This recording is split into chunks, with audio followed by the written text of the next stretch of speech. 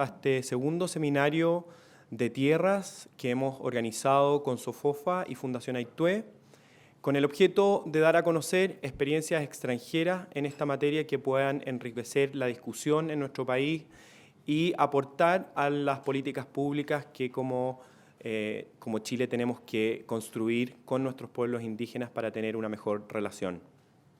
Tenemos la suerte de contar hoy día con la visita de Raylene Webb. Raylene Webb es la presidenta del Tribunal Nacional de Títulos Nativos de Australia para el periodo 2013 y 2018 y como abogado le ha tocado participar en la discusión de los principales casos y asesorar a la Corte Suprema Australiana en los principales casos en esta materia que se han dado en ese país. Tiene una vasta experiencia en estas materias. La verdad que agradecemos muy especialmente su visita porque ella, en el marco de sus vacaciones que está realizando en Chile, nos ha dado un espacio para poder compartir con nosotros su experiencia. Así que desde ya muy agradecidos, Raylene, por tu presencia y por tu apoyo. Para dar la bienvenida a nombre de SOFOFA, quiero dejar con ustedes a Juan José Yugani, que es el vicepresidente, José Juan Yugani, vicepresidente de SOFOFA, quien va a dirigirles algunas palabras. Muy buenos días a todos. En nombre de la SOFOFA es muy grato para nosotros dar la bienvenida a Lorenzo Dubois, presidente de la Fundación Aitué, a Raylene Webb, presidente del Tribunal Nacional de Títulos Nativos de Australia, y a Nicolás Figari, director ejecutivo de la Fundación Aitué. Este segundo encuentro que desarrollaremos junto a la Fundación Aitué, denominado Política de Tierras, la experiencia australiana, es para nosotros especialmente sensible, ya que toca a un tema de alta relevancia nacional. A más de 2 décadas de la promulgación de la ley indígena en Chile y el visible incremento de la violencia étnica en la zona sur del país, creemos que es tiempo de repensar y hacer cambios en la política indígena. Es indudable que la política de entrega de tierras a los pueblos originarios en nuestro país no ha cumplido con sus objetivos. Entonces, ¿qué mejor que conocer el sistema australiano, el que con más de 20 años de aplicación de una plataforma legal para el reconocimiento de derechos indígenas sobre la tierra, ha permitido la protección de los derechos indígenas y de no indígenas, ha otorgado certeza y confianza a ambas partes y junto con ello le ha entregado derechos legales a las comunidades indígenas que han resultado ser el camino para su desarrollo, para la mejoría de sus condiciones de vida y su proyección hacia el futuro. Estamos muy contentos de contar con Raylene en Chile y de realizar este seminario conjunto con la Fundación Aitué, que esperamos sea un aporte al diseño y evaluación de políticas públicas indígenas. Muchas gracias. Muy buenos días. Muchas gracias a todos por su presencia en este seminario que hemos organizado en conjunto con SOFOFA. En el marco del trabajo que venimos realizando desde el año 2015 para dar a conocer nuestras formas de relación intercultural en beneficio de los pueblos indígenas de nuestro país. En este sentido, quiero agradecer a SOFOFA, representado hoy día por su vicepresidente José Juan Yugani, por su apoyo en la generación de espacios de diálogo en estas materias que ciertamente son de interés del país y su compromiso con el trabajo que como fundación estamos realizando. También quiero agradecer muy especialmente a la señora Raylene Webb,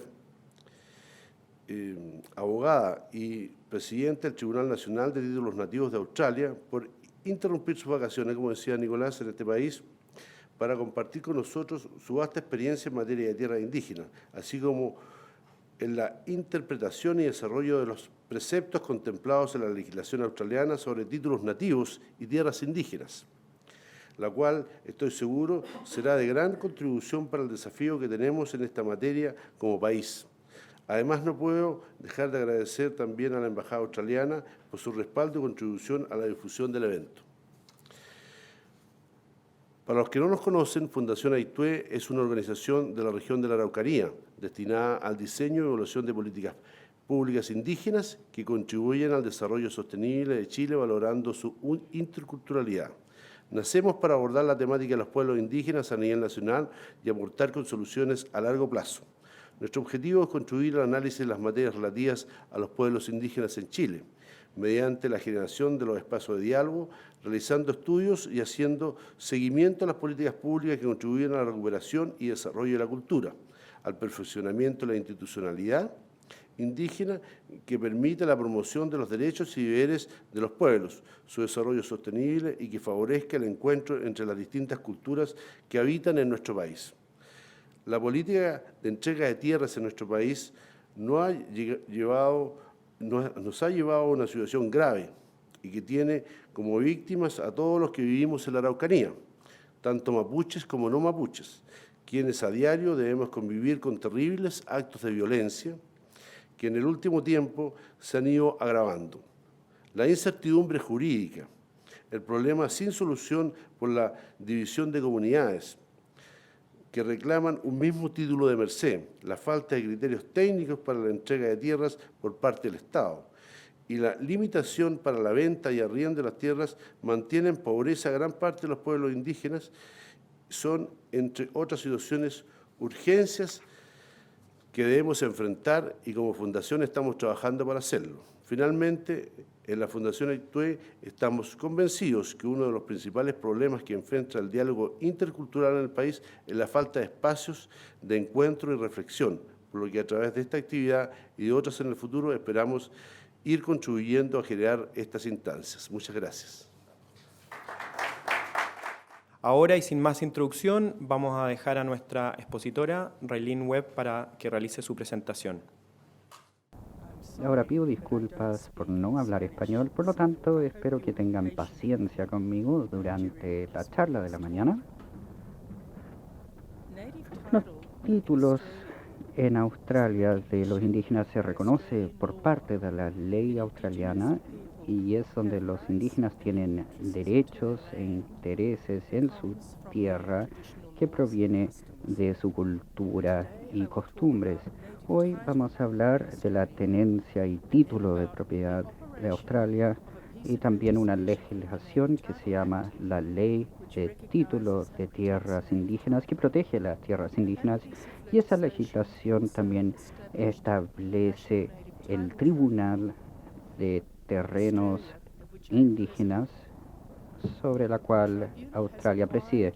Este tribunal tiene una gran cantidad de funciones con respecto a los títulos indígenas, ayuda a que los demás entiendan los títulos de los indígenas y también ayuda en las relaciones entre los indígenas y el resto de los pueblos, además el interés que yace en el uso de las aguas.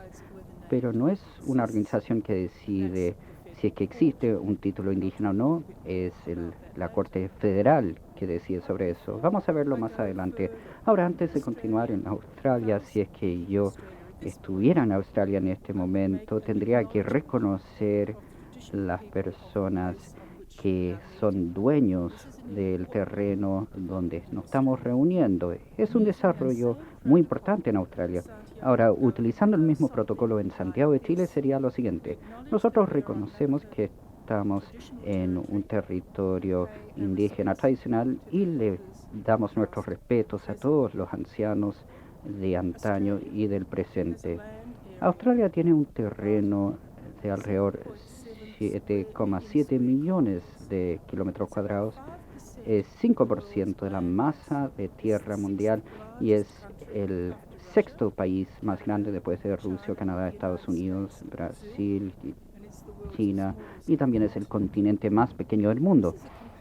Ahora, esta es una comparación con Chile que tiene una área de 748.000 kilómetros cuadrados aproximadamente y una población sobre 17,6 millones. Ahora, al compararlo con Chile y la mayoría de los otros países, Australia es muy poco poblado. En el continente de Australia hay alrededor de 23,7 millones de personas. La mayoría de ellos viven en la costa este y solamente 2% de la población vive en esta área amarilla que ven en el mapa. Si tienen esta imagen en su mente tiene una gran relevancia que va a ser más aparente mientras avanzamos. Ahora, de la población estimada de 23,7 millones de población, 3%, más de 700.000, se identifican como indígenas, los descendientes de los habitantes originales de Australia y también los habitantes de Torres Strait o el estrecho de Torres. Ahora, en este asentamiento de los europeos ocurrió en 1778. Las estimaciones van de 300.000 hasta 1.000.000, pero existe evidencia de que la población era de 750.000. Lo que queda claro es que todo el continente estaba en posesión de naciones aborígenes hasta 1798, posiblemente 500 tribus, cada uno con sus propios terrenos, territorios, donde ellos creían que fueron creados. Esta es una diapositiva de las fronteras de las tribus de Australia.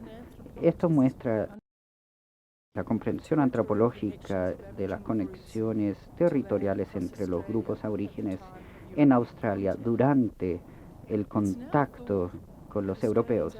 Ahora se piensa que los australianos aborígenes representan la cultura más antigua que ha sobrevivido, que tiene posiblemente 75.000 años de edad. Australia tiene dos pueblos indígenas, los aborígenes de Australia y los isleños del estrecho de Torres. Ahora, los grupos aborígenes eran dueños del terreno principal del continente y Tasmania antes de la colonización británica. Los que eran del estrecho de Torres no se consideran como aborígenes, sino de origen melanesio, y ellos ocupan el terreno del estrecho de Torres por miles de años. Algunas de las islas se transformaron parte de Queensland, parte del continente en 1792. Y cuando las islas se volvieron parte de Queensland, los isleños se volvieron sujetos británicos. Esta anexación o integración de las islas del estrecho de Torres a Australia comenzó casi un siglo después que llegó la primera flota británica en 1788 bajo el comando del comandante Phillip, cuyo objetivo era establecer una colonia penal para Gran Bretaña y tomar control de lo que se conocía en ese entonces como Terras Australis. El 26 de enero de 1798 comenzó la colonia penal en Australia, y a pesar de la presencia de personas que ya vivían en el continente, el gobierno británico empezó a asentarse y colonizar la tierra a pesar de que era terra nullius, una tierra que no estaba ocupada. Ahora, bajo las leyes británicas de ese momento, toda la tenencia de las tierras coloniales se transformó en propiedad de la corona. En 1798, cuando el capitán Phillip tomó posesión de la colonia de New South Wales, y esta frontera muestra la distancia de lo que tomó posesión. Bajo la ley de ese momento, todos los grupos aborígenes perdieron sus tierras. Después, en 1825, la frontera se corrió hasta el meridiano que se ve en pantalla, el 129, y después se consideró que ellos tampoco tenían tenencia de su tierra, y finalmente en 1829 tenemos esta imagen.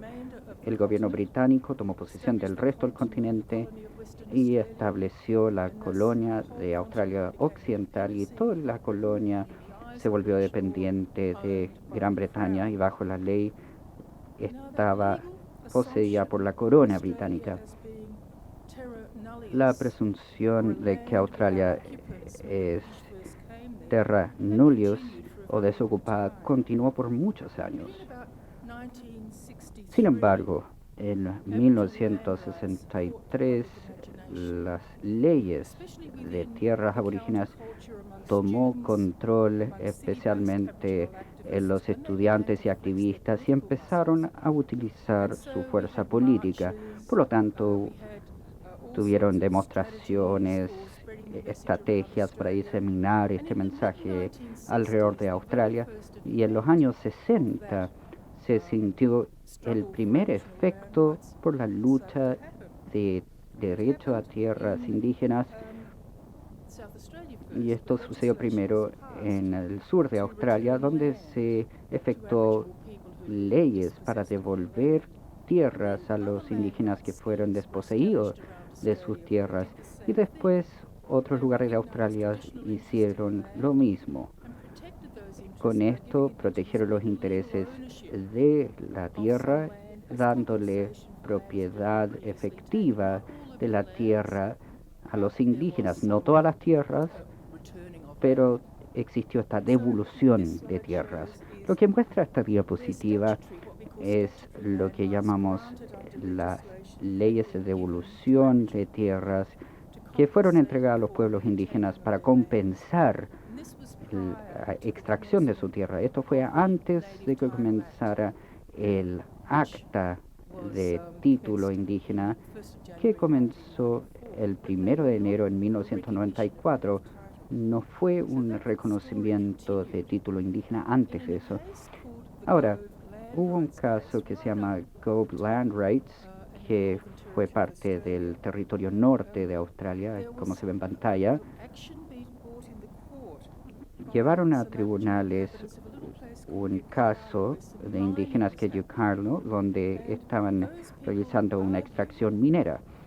Estas personas argumentaron que los derechos de minería dados por la corona inglesa eran inválidas porque impactaron sobre su derecho a tierra que les da bajo su cultura y su soberanía. Ahora, este caso fue desestimado en 1973, creo que fue cuando decidieron eso. Fue desestimado en la base que la doctrina de tierra poseída por un grupo, la idea de título comunal, no era parte de las leyes australianas. El tribunal estimó que todo eso de tierra comunal fue extinguido al abrir la tierra para otras personas. Ahora, en 1992, llegó hasta el año 1992 para que la idea equívoca de que Australia estaba desocupada en 1778 para apreciarse en los tribunales un caso muy conocido que se conoce como el caso Marvo II, Marvo contra Queensland. Ahora, por mayoría de 6-1, el Tribunal Supremo de Australia, conocido como High Court, estimó que el derecho a título indígena es reconocido, desestimando para siempre la ficción de que Australia era una terra nullius. En 1788 reconoció el derecho a terreno anterior que fue tomado después con el asentamiento inglés. Ahora, el número 2 estaba litigando un caso de Merrill Island, y a pesar de que era un caso que trataba el estrecho de Torres y los isleños de Torres, los principios también se aplicaron para reconocer el título indígena bajo la ley común para aquellos del continente de Australia y Tasmania. Así que en el caso de Marvo II, en 1992, la doctrina de que la corona era el dueño exclusivo del terreno australiano fue desaprobado, y a pesar de que el Tribunal Supremo confirmó que existía el título indígena cuando fue asentada Australia, persistió después de la idea de soberanía, y esto se se esparció y diseminó por el continente. Esta disposición de tierras fue confirmada por el Tribunal Supremo. Ellos estimaron que que extinguió el título nativo y mientras le daban derechos a terrenos que iban contra los títulos indígenas, era válida. Pero con eso también hay algo que surgió un poco después. Lo que pudo haber hecho Australia era dejarlo a la ley común o derecho común. Le tomó mucho tiempo de reconocer la existencia de títulos indígenas en el derecho común y después pasó la Acta de Derecho de Título Indígena, cuyo propósito era proteger los títulos indígenas que ha existido por miles de años y no necesariamente se perdió durante el establecimiento de las colonias. También establecía que la disposición de trazo de propiedad no era algo que invalidaba los títulos indígenas, y después se entregó un proceso para que los títulos indígenas fueran tomados y determinados de una forma que no extinguía el derecho de título indígena. Hay muchas áreas donde se podían tomar derechos de propiedad de tierra indígena. Puede ser en tierras de la corona, en el mar, reservas forestales, y también hay derechos no exclusivos, por ejemplo, en licencias donde hay gente que tiene derecho de utilizar el terreno para un propósito y que no tiene el derecho de excluir a gente de estar en ese terreno. Es ahí donde pueden realizar estas reclamaciones y es el tribunal australiano que decide sobre esto. El registrador del título indígena habló del tema de las tribunales nativas, pero a medida para que estos puedan ser reconocidos bajo el acta de títulos indígenas, se tenía que establecer que el grupo de reclamos de indígenas tienen derechos e intereses que se poseen dentro de las leyes tradicionales y las costumbres tradicionales observadas, que el grupo de reclamo tiene una conexión con esa tierra o agua en particular y que esos derechos pueden ser reconocidos por el derecho o la ley australiana. Y para darles una imagen de algunos derechos que no se reconocerían por la ley australiana, si fueran completamente contrarios a alguna de nuestras leyes que tengan que ver con la sucesión y temas similares, pero no pueden ser reconocidos si es que han sido extinguidos o extintos. Ahora, aquí hay un mapa que muestra las áreas de Australia donde el título indígena se ha determinado que existe. Y esto es de diciembre de 2015. Ahora, rápidamente piensen en ese mapa anterior con el amarillo y puede darse cuenta que muchas de estas determinaciones están dentro de esa zona donde viven muy pocos australianos. Pero este mapa demuestra los reclamos que aún hay que determinarse, por lo tanto hay mucho trabajo que hacer. El tribunal, de la cual soy presidente, trata generalmente con actas futuras que afectan al título indígena, y ejemplos comunes de actos futuros tiene que ver con tenencia de minería o de propiedad de suelos. ¿Y cómo funciona esto? Es que si el gobierno tiene la idea de entregar una tenencia o tierra que va a afectar el título indígena y no tiene que determinarse como título indígena, aún pueden ser áreas que no han sido reclamadas por personas, pero si hay la posibilidad de que tal vez exista título indígena, el gobierno debe publicar noticia de su intención de otorgar ese título. Y lo que esto demuestra es que en diciembre de 2015 es una imagen de notificaciones actuales en los colores beige y café. Y estos generalmente tienen menos de 6 meses de antigüedad. Pero hay mucha actividad y todo esto tiene que tratarse.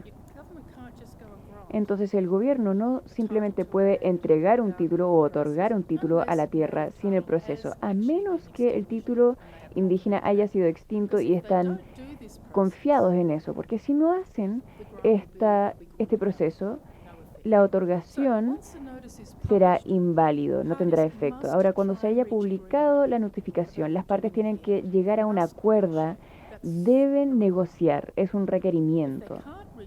Si no pueden llegar a un acuerdo, pueden luego pedirle al tribunal que arbitree y decidir si es que el acta no se debe hacer o se puede hacer o se puede hacer sujeto a ciertas condiciones.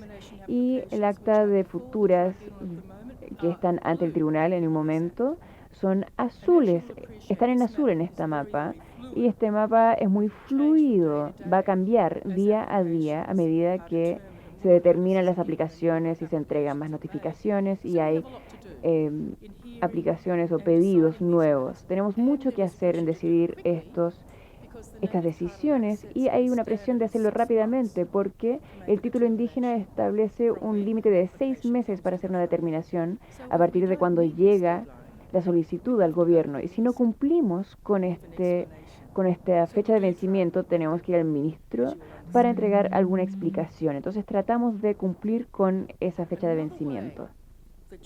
Otra forma en que puede asegurarse de que esa acta futura, que el gobierno puede asegurarse que sea válida, es negociar lo que se llama un uso de suelos indígena, un acuerdo de uso de suelos, y toman precedencia sobre esos procesos de actas futuras con arbitración frente del tribunal. Y lo que me refiero a eso es que si es que las partes hacen un acuerdo de uso de suelos nativos, no es necesario que se siga el procedimiento, y esto es lo que se hace cada vez más en Australia. El mapa muestra las áreas que son cubiertas por usos de suelos indígenas en Australia. Son acuerdos voluntarios entre pueblos indígenas y otros, entre uso de suelos y aguas, y les permitan que puedan negociar acuerdos prácticos y flexibles para que están en acuerdo con sus necesidades en particular. Pueden ser necesidades grandes o pequeñas. Y un acuerdo de uso de suelo o tierra puede ser en áreas donde se ha acordado título indígena o no, y también puede ser parte de una determinación de título indígena o se puede acordar o arreglar de manera separada. Estos acuerdos pueden cubrir muchos temas, tales como personas acordándose de cosas que se harán en el futuro. Entonces no puede que pasar por ninguno de estos procesos más adelante. Pueden ayudarles a acceder a un área, pueden ver con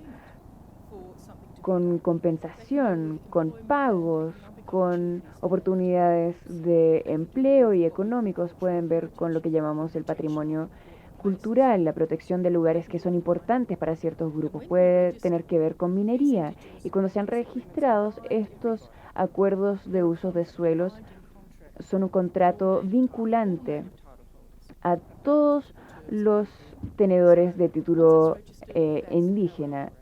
Y entonces cuando se haya registrado, así es como opera. Bien, títulos indígenas que están frente a la corte o al tribunal pasan por un proceso legal. Es en acuerdo a la evidencia entregada y por supuesto son bastante adversariales, un sistema legal adversarial. Y cuando uno tiene un sistema de este tipo, pone a las partes en contra del otro. Es muy difícil tener una buena relación con una parte con quien uno está en una situación litigiosa. El proceso tribunal no es adversarial. Podemos adoptar un método o un enfoque mucho más flexible que los tribunales federales cuando vemos estas materias. Tendemos a ser inquisitivos, podemos hacer nuestras propias consultas en cuanto a justicia y menos antagonismo entre las partes en el sistema tribunal. Ahora, los beneficios de los títulos indígenas en Australia es interesante porque el proceso de solicitar título indígena generalmente es largo y difícil, complejo. hay lugares en Australia donde se van a encontrar que estos títulos sean exclusivos y donde puede coexistir con otros derechos.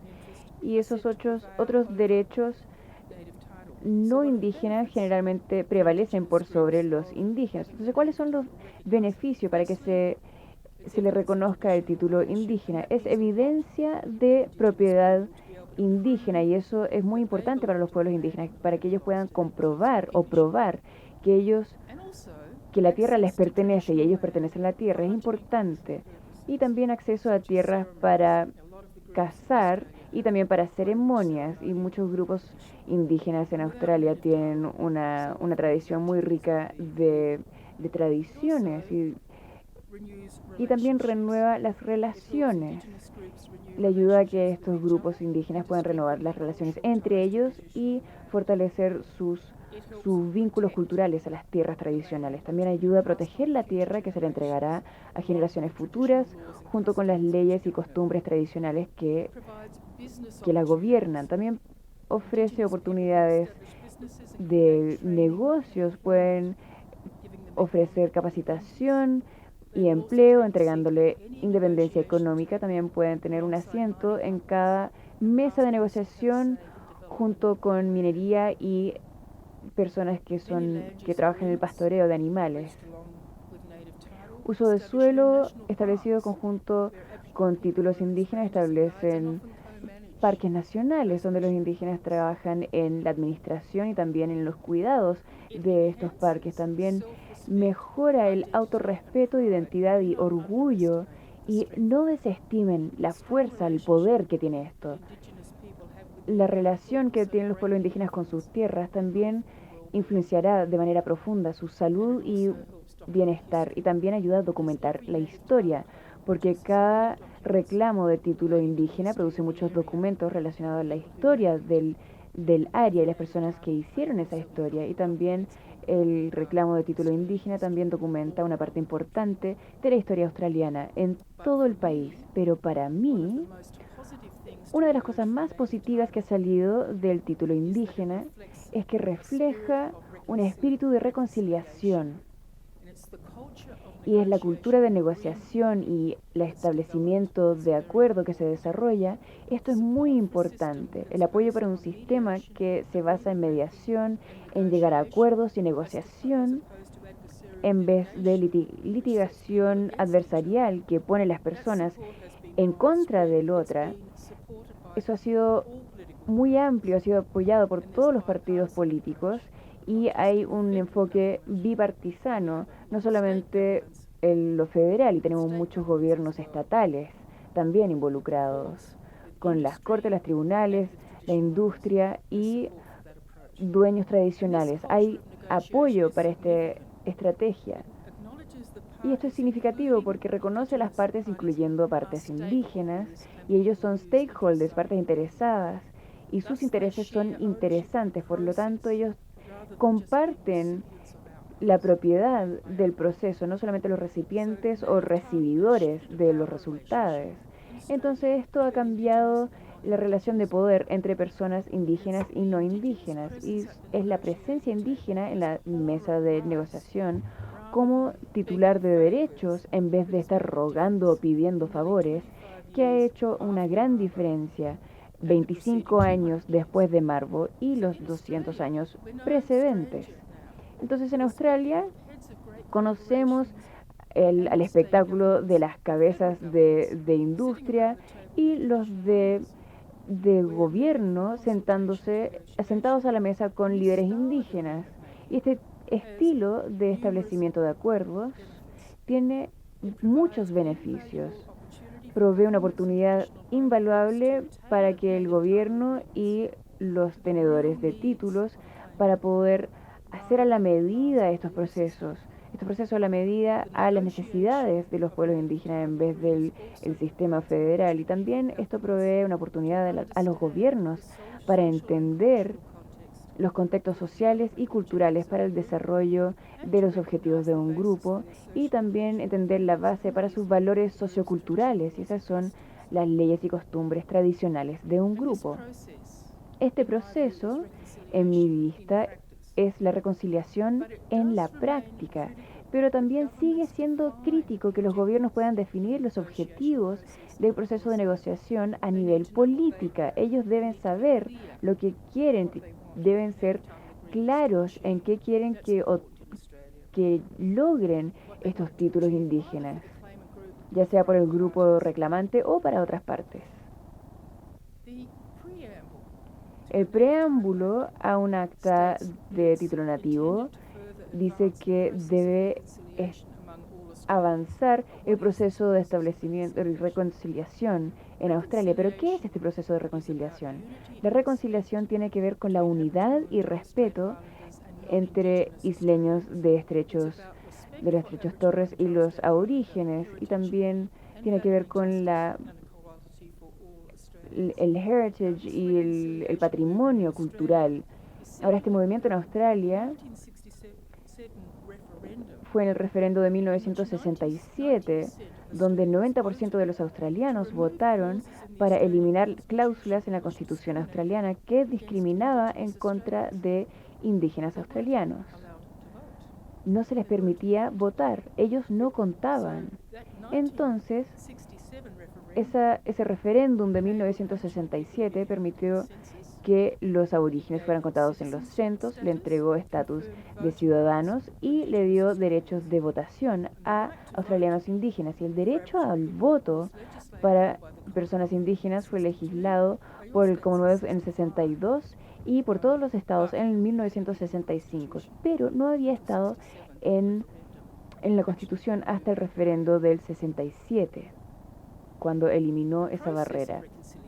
El proceso de la reconciliación comenzó formalmente en Australia en 1991 como resultado de la investigación a las muertes de indígenas en custodia, que era la desventaja indígena directamente relacionada a la desposesión, llevando a ciclos de pobreza, bajos niveles de educación y empleo y mala salud.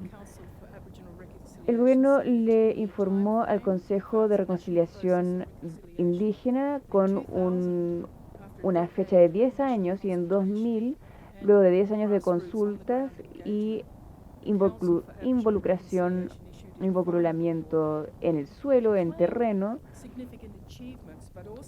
tuvo buenos logros, pero también reconoció que la reconciliación completa no se ha cumplido. Y uno de los objetivos de la reconciliación tiene que ver con la relación entre indígenas australianos indígenas y la comunidad más amplia australiana. Trata un número de temas no tratados y parte del asunto no terminado fue visto, y en este contexto la efectividad del título indígena, el cambio hacia una cultura de negociación, es un paso muy importante en el proceso de reconciliación. Así que quiero ser absolutamente directa en este punto. Ahora tenemos una situación en Australia donde los australianos deben negociar con el pueblo indígena. La legislación dice que es una obligación.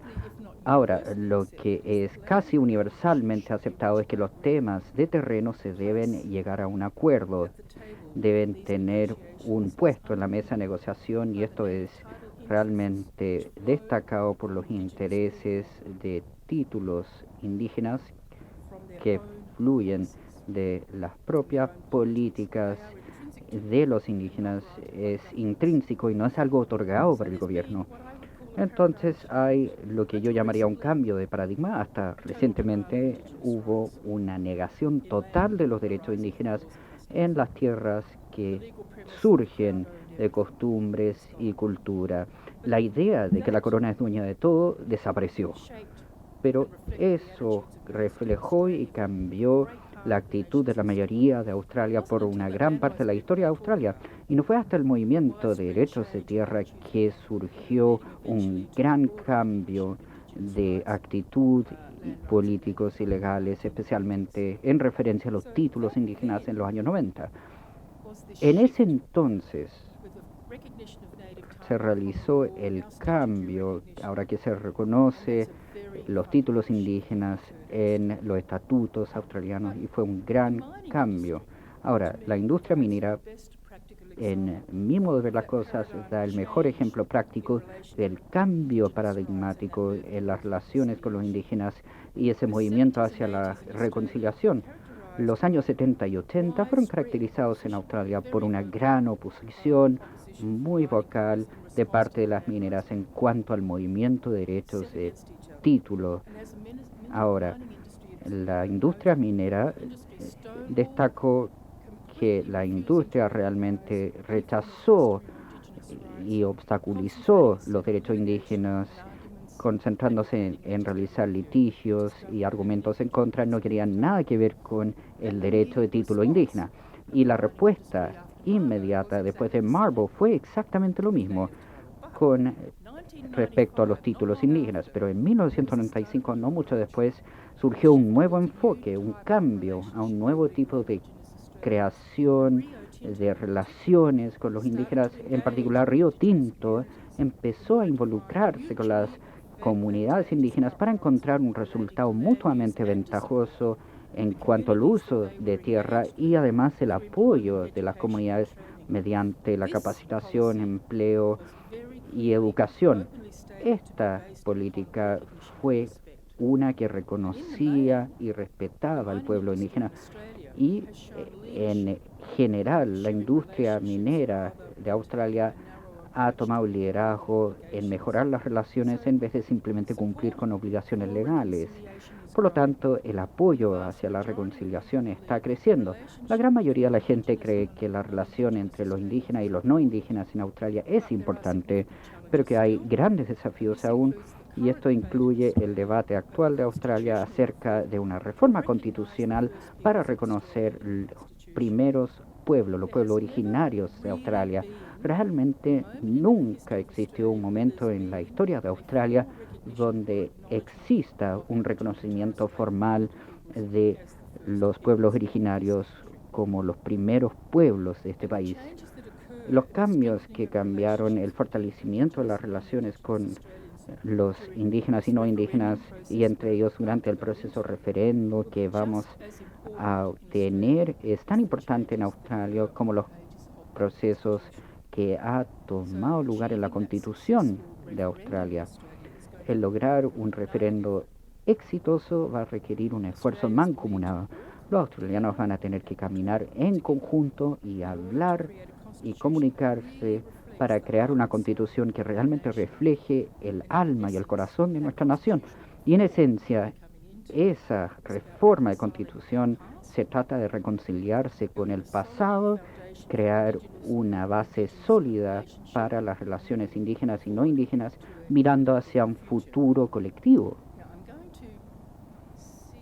Hay una pequeña historia con la cual quiero terminar, y es un pequeño mensaje de lo que se conoce como el país Ngarrindjeri de Australia Occidental. Lo pueden googlear en Google Earth.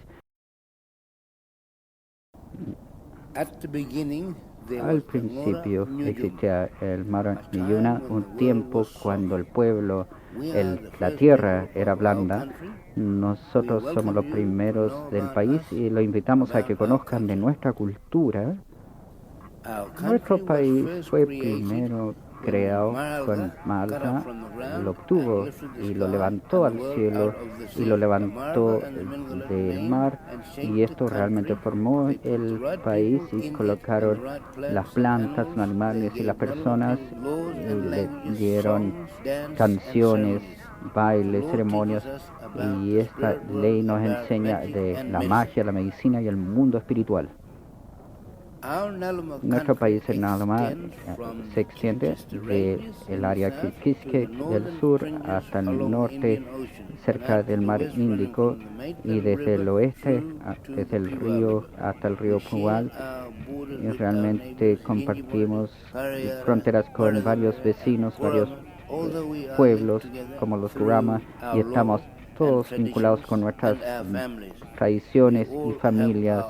Todos tenemos prácticas individuales, culturales y lenguajes y historias que nos diferencian entre sí. Nuestros ancestros y nuestros ancianos, ellos mantienen las leyes y nos enseñan cómo transformar los niños a hombres y las niñas a mujeres, Ellos conocían los lugares que eran peligrosos, los peligrosos que solamente los hombres tenían que ir y los lugares que eran seguros. Nuestro país es nuestra cultura, nuestro idioma realmente refleja nuestra distinta forma de pensar. Nuestras palabras describen nuestro universo y nuestro lenguaje e idioma es importante para crear identidad. Aún sabemos en nuestra tierra el momento adecuado de cosechar y de separar la fruta, de dónde cazar y cuándo cazar. Muchas de las prácticas y condiciones se refieren a esto. Nuestra cultura es una de tradición oral y traspasamos nuestro conocimiento mediante los mitos, canciones, ceremonias, historias, además de tradiciones muy formales. Nuestras personas también se pueden ver en el país y ahí ellos fueron desplazados por los asentadores, los colonizadores. Ahora hay personas en nuestro pueblo que han estado ahí por miles de años y nuestros hijos mantienen la ley, se vinculan con nuestros vecinos y pasan por el país. Uno de los ríos importantes en nuestro país es Guatemala, que surge de esta fuente que también es parte de una reserva indígena y va por esta cordillera donde va East Harley, George Jones y los ríos Puma. A través de esto y sostiene la vida. Nuestro país también va alrededor de la costa, pero la mayoría de nuestro pueblo vive alrededor del río, donde obtienen agua fresca.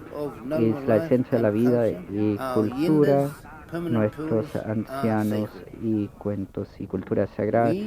Nosotros tenemos fuentes de agua permanentes, están asociadas a nuestros rituales y en algunos lugares son parte del diseño para asegurar que distintas especies sigan beneficiándose de ellas, desde los insectos a los cangurús, y mantienen un equilibrio en el orden natural, evolucionando a través de milenios. Realmente se ve esta idea de tierra que ha formado la cultura náhuatl.